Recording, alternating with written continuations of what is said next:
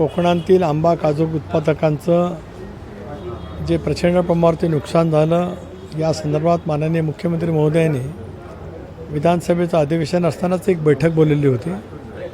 त्याला सुनेत्रा वहिनी उपस्थित होत्या, शिंदेसाहेब ऑनलाईन उपस्थित होते, बाकी उदय सामंत असतील, नितेश राणे असतील, नारायण राणे, मी, आदिती, आम्ही सगळे उपस्थित होतो।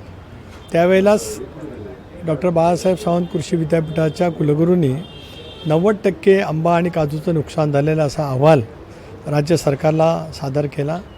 त्याच वेळेला आम्ही सर्वांना विनंती केली की या संदर्भामधले सरकारने निर्णय त्या ठिकाणी घ्यावा। मुख्यमंत्री महोदयांनी आम्हाला आश्वासित केलं की अधिवेशनाच्या नंतर या संदर्भातला निर्णय होईल।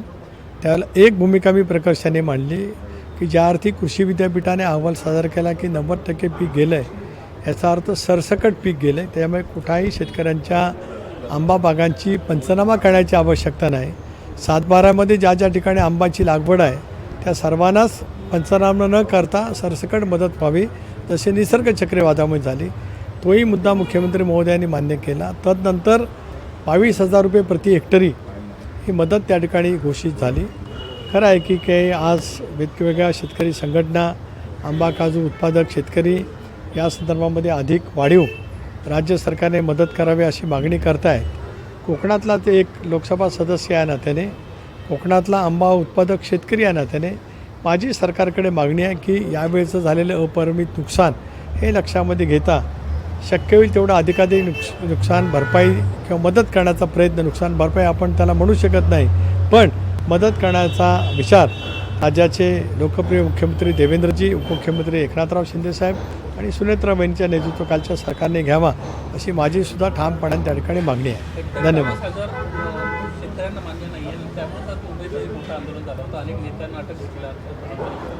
खरं आहे, माझंही स्वतःचं असं म्हणणं आहे की हेक्टरी होणारं उत्पादन, त्याच्यासाठी होणारा खर्च आणि मग परकीय चलन जे देशाला उपलब्ध होतं, कारण आपला कोकणातला देवगडचा हापूस आंबा असेल, रत्नागिरीचा असेल, आज परराष्ट्रामध्ये इतक्या मोठ्या प्रमाणावरती जातो।